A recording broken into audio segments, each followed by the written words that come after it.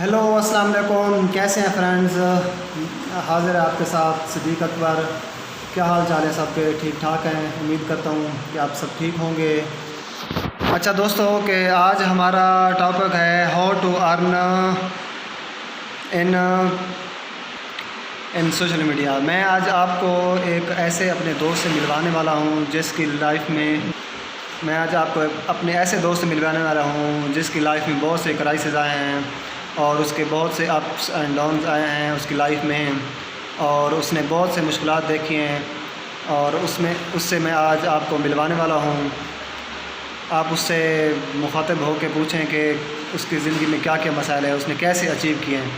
तो चलते हैं अब मेरे दोस्त वहीद आलम के पास, उससे पूछते हैं कि कैसे है जनाब आपकी ज़िंदगी का सफ़र रहा।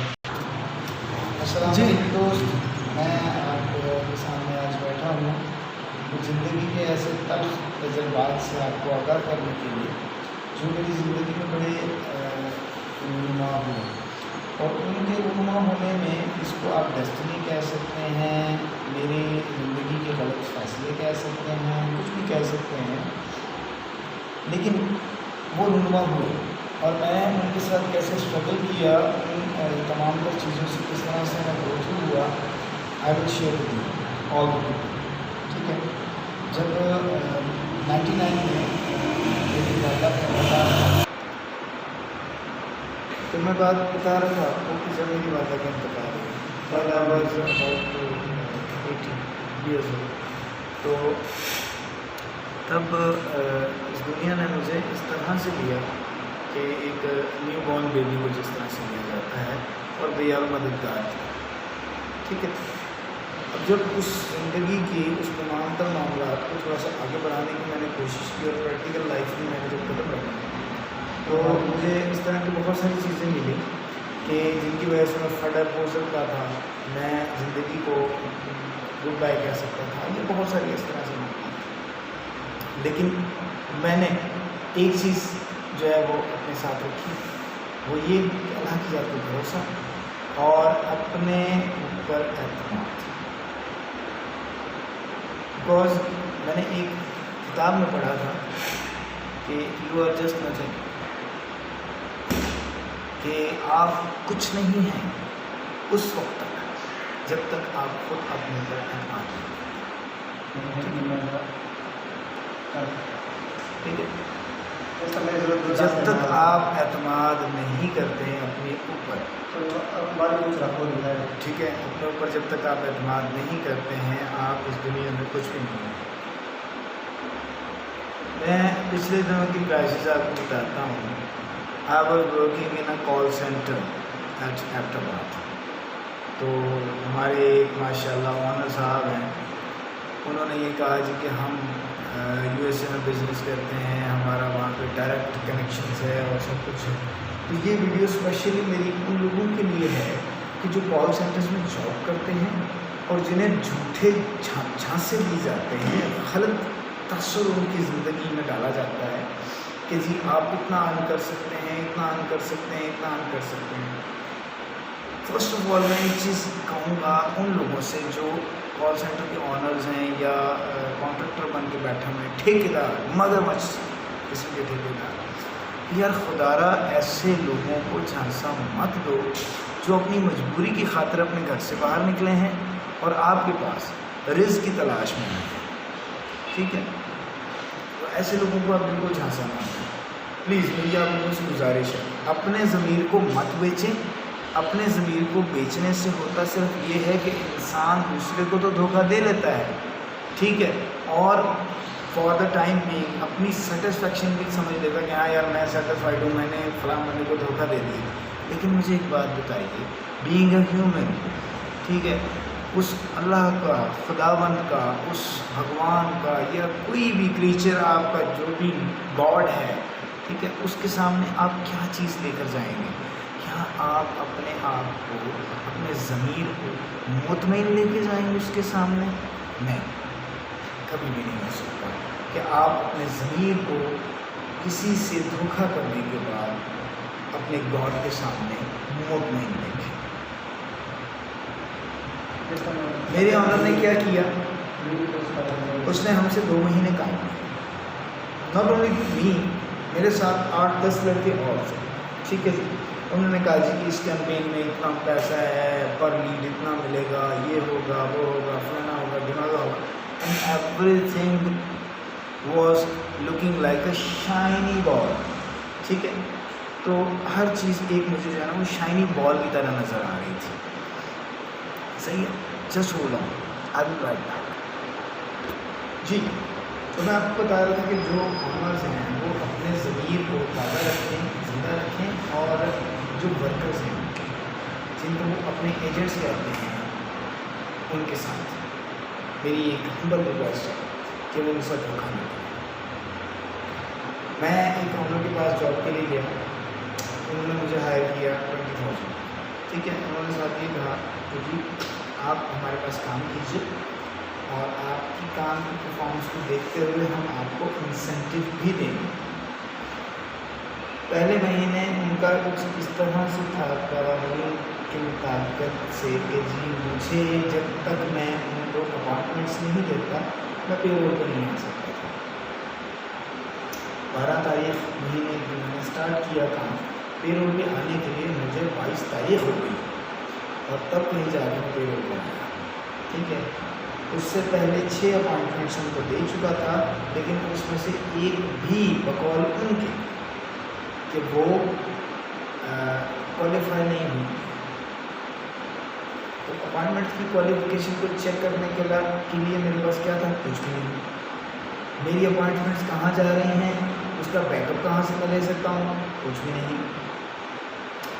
یعنی جو آنر مجھے بتائے گا مجھے اس کو سچ ماننا پڑے گا، اور اگر وہ کہتا ہے کہ تمہاری اپائنٹمنٹس ساری کی ساری کو کھاتے چلی گئی ہیں تو مجھے وہ بھی مجبور ماننا پڑے گا.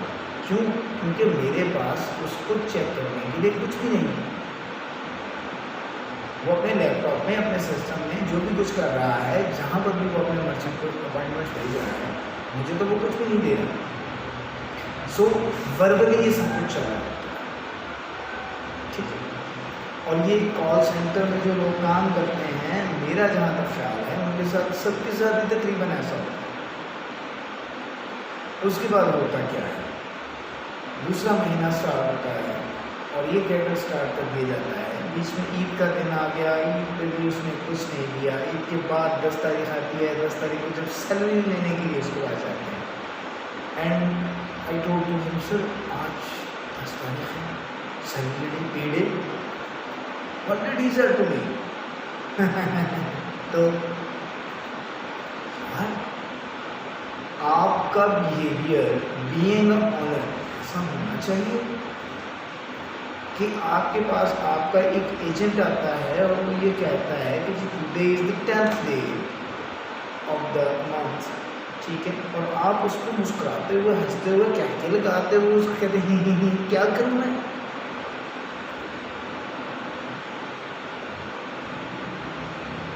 یہ بھی نہیں ہونا چاہیے.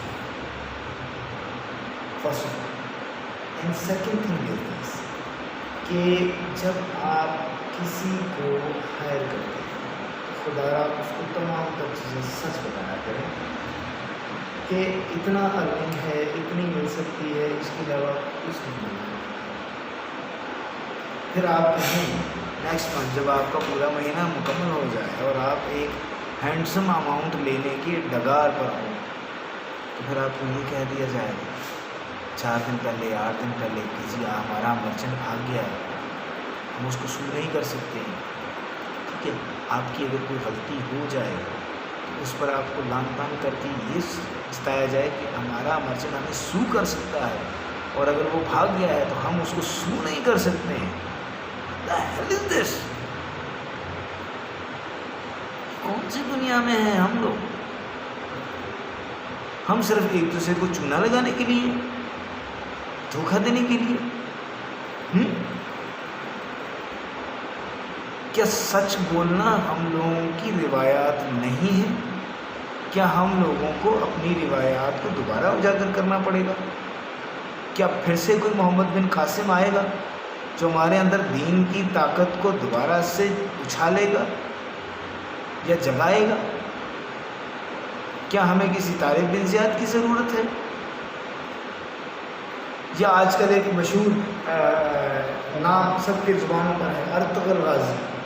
کیا کسی ارطغرل غازی کا ہم انتظار کر رہے ہیں کہ وہ آئے اور اپنی لاٹھی سے، چاقو سے، چھری سے، تلوار سے، گن سے، رائفل سے، ایٹم بم سے ہمیں سیدھا کرے؟ یا ہم خود ہوں گے؟ کیا ہمیں اپنی اصلاح خود کرنی ہے یا کوئی آ کر کرے گا؟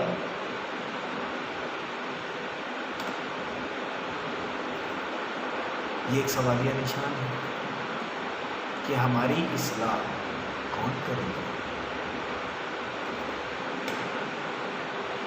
کیا یہ قرآن کے اندر نہیں ہے کہ مزدور کا پسینہ جب خشک ہونے والا ہو اس سے پہلے اس کو اس کی اجرت دے دو؟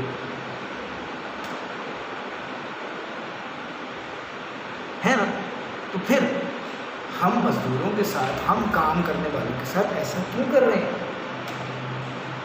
آخر ان لوگوں کو، یہ جو پیسے والے لوگ ہیں، جو آنر بن کے بیٹھے ہیں یا جو چھوٹا سا بھی سیٹ اپ لگا کے بیٹھے ہیں، آخر ان کو پرابلم کیا ہے؟ وہ کیوں اپنے آپ کو سدھار نہیں پا رہے ہیں؟ ان کو سدھارنا چاہیے، اپنے آپ کو سدھارنا چاہیے. ہم ایک ایسے ملک میں رہتے ہیں، ہم ایسی ایک اسٹیٹ میں رہتے ہیں کہ جسے ہم اسٹیٹ آف وار کہتے ہیں. کبھی ہم اپنوں سے لڑ رہے ہیں، کبھی ہم بیماریوں سے لڑ رہے ہیں، کبھی ہم اپنے مسائل سے لڑ رہے ہیں. And totally we are fighting with our circumstances and everything.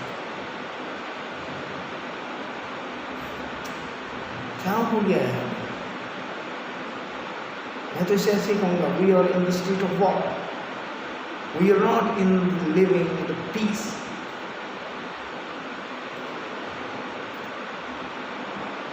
Government ہے تو وہ ہمیں پیس دیتی ہے، بیوروکریٹس ہیں تو وہ ہمیں کیش کرنے کے در پہ ہیں، انڈسٹریلسٹ ہیں تو وہ ہم سے جی ایس ٹی اور باقی پتہ نہیں ویلیو ایڈڈ سروسز کے نام پر پتہ نہیں کیا کیا کچھ ہم سے نچوڑ رہے ہیں.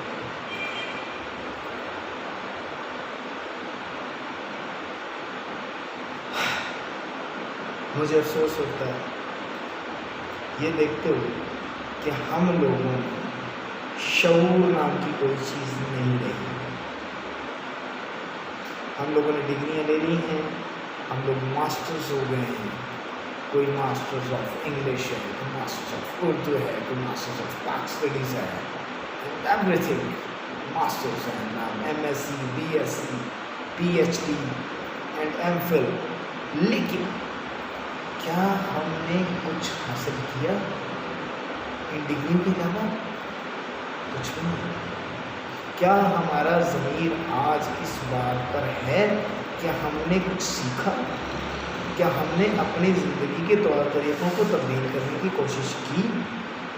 کیا ہم اپنے دین کی طرف، جو ہمارا دین ہے، چاہے کوئی بھی ہے، چاہے ہم مسلمان ہیں، عیسائی ہیں، سکھ ہیں، یہودی ہیں، ہندو ہیں، نصاری ہیں، کوئی بھی ہیں، کیا اس دین کے احکامات کو پورا کرنے کی کوشش کی؟ نہیں. ہم تو کمیونسٹ بھی نہیں کہلانے کے لائق، کیونکہ کمیونسٹ کا اپنا مذہب ہوتا ہے اور وہ ہوتا ہے انسانیت.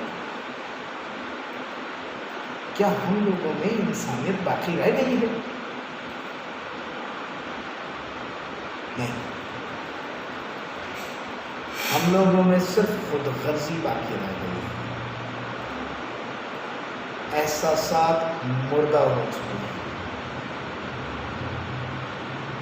ہم دوسرے کا حق مارنا اس طرح سے لیتے ہیں جیسے اس کا حق مارنا ہمارا پیدائشی حق ہو گیا.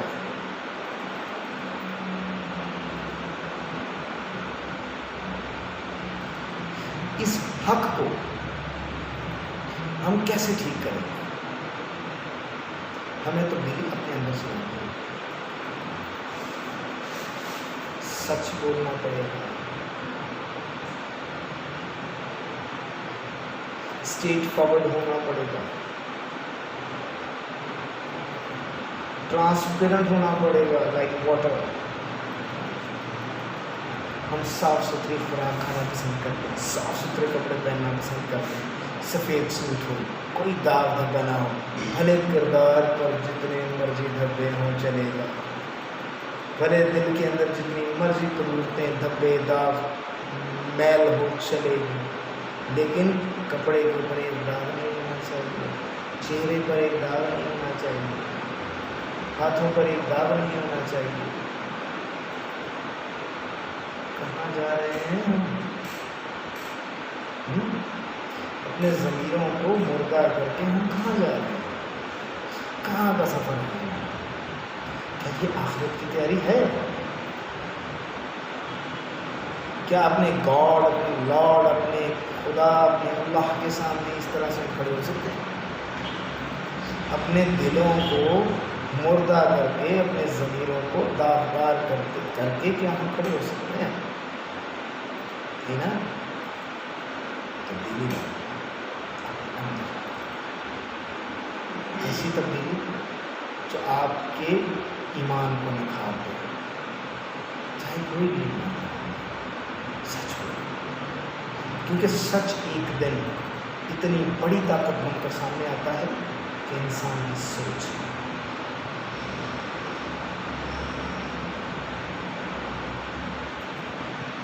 اللہ ایسے معاملات سے نکال دیتا ہے بندے کو کہ اس کی سوچ تک رہ جاتی ہے۔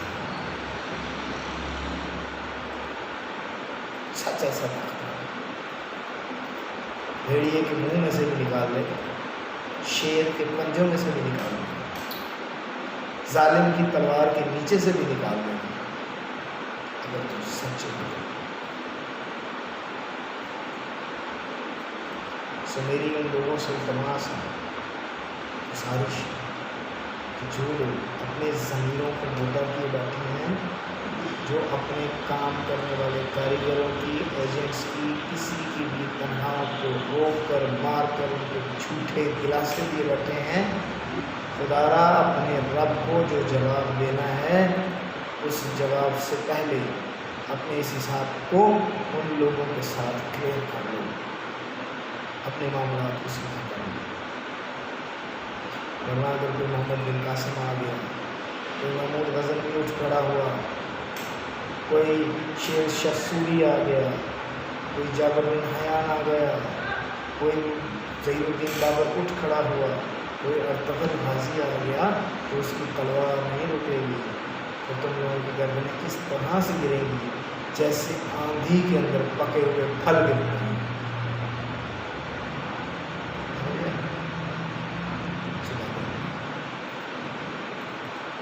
لوٹ آؤ اس ایمان کی طرف جس ایمان کی روشنی تمہارے کانوں کے ذریعے تمہارے دل میں پھونکی گئی تھی، جس کو تم نے اپنے گناہوں سے اپنے زمین کو مردہ کر کے اپنے زمین کو گلا گھونٹ کے سیاہ کر دیا، اس کو ایک بار پھر سے روشن کرنا۔ توبہ کا دروازہ ہمیشہ کھلا رہتا ہے۔ ایسا نہیں کہ آپ نے ایک بار توبہ کی اور پھر اس کے بعد توبہ کا دروازہ بند ہو گیا۔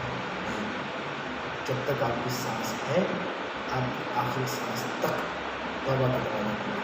لیکن اس کا مطلب یہ بھی نہیں ہے کہ آپ جتنے مرضی گناہ کرتے جائیں، آپ کو چھوٹ دے دی کہ جی توبہ تو معاملے نہیں ہے، توبہ کے بعد معصوم ہو جائیں گے، تو جب تک کر سکتے ہیں کر لو۔ ایسا نہیں، آج ہی اپنے دل کو صاف کرنے کی کوشش کرو، آہستہ آہستہ ایک دن آئے گا کہ یہ نور کی طرح چمک اٹھے گا۔ دلوں کو صاف کرو، اپنی زندگی کو چھوڑو، اور اپنے مزدوروں کا، اپنے کام کرنے والوں کا حق مت کھاؤ۔ خدا را حق مت کھاؤ اپنے مزدوروں کا، اپنے کام کرنے والوں کا، ٹھیک ہے؟ سو میری آپ کو بس گزارش ہے، آپ لوگ اپنے مزدوروں کا، اپنے ایجنٹس کا، اپنے کام کرنے والوں کا جتنے دفعہ دیکھیں، اور جو بات سچ ہو سچ سے مانو۔ میرے فرینچائزی نے بھی ایسے نہیں دی تنخواہ دی، دھکے کھا رہا ہوں. مجھے بہت سے لوگوں نے کہا یار چھوڑتا ہوں تیرے یہاں خراب ہوں گے تو مل جائیں گے. یار ملیں گے لیکن جس شخص نے دینے ہیں وہ کیوں نہیں دے رہا, وہ کیوں ہلے بانے کی ایسے لگ رہا ہے.